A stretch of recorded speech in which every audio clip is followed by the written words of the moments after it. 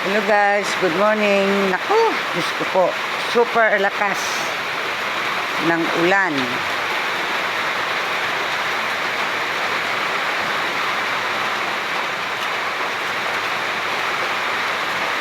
Ay kasama pang kulog at kidlat.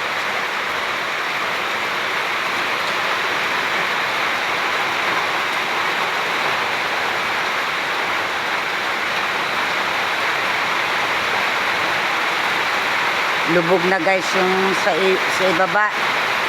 Yung mga tanim na mga gulayan, lubog na. Pang 5 days na po ang ulan dito sa amin.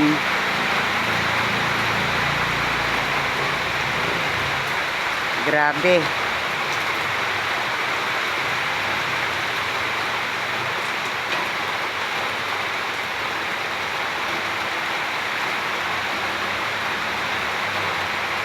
Mahina siya tapos biglang buhos na malakas. Ang dilim ng kalangitan.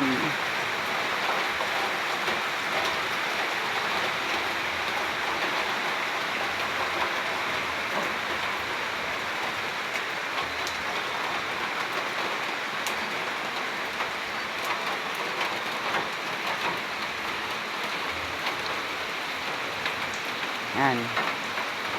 Papasok na nga guys yung tubig dito sa sa terrace.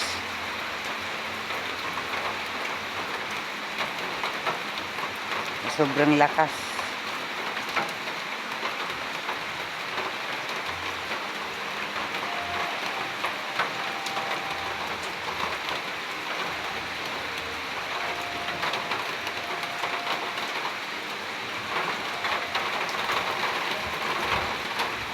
Low storage. Why naman? Clear naman. Ayun, nalinis na. Buti na lang umaraw na pala, no? Kaya nga eh. Kundi umaraw, Diyos ko, grabe yung ng ulan. At least nakapagtabas ka, ah. Oo. Kasi nga kung hindi, kapal lang. Ayan, no? Dito ka ba nagpatabas? Ay, dito. Para hindi uman... Lahat ng gilid dito. Kasi mapupunta sa'yo lahat ng sanga. Yung sanga. Kaya nga. Tapos ito. Oh, pati to, lahat yan. Aba, bago kayo umas... Kaya pala malinis na. Kaya nga, dito ko nilagay yung mga bunggabilya.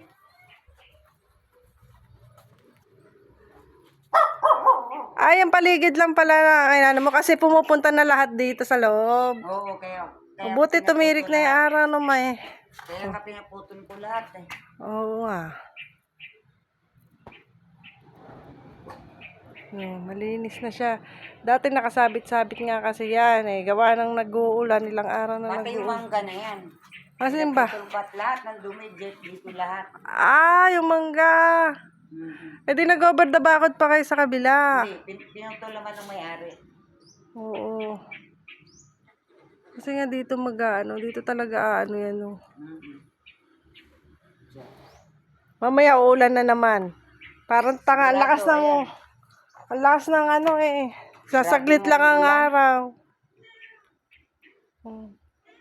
Masukal na kasi pumupunta na dito. Kaya nga, baka may tumawid pang ahas eh. Pagka dumikit dun sa kabila. Kaya nga kaya pinagpuputol na oh.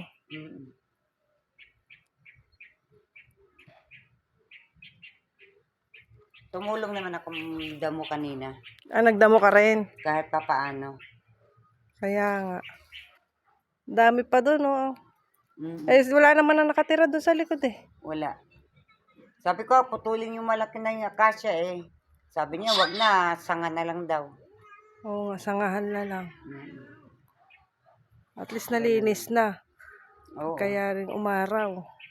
Mamaya yan, babanat na naman yung ulan. Kaya nga eh.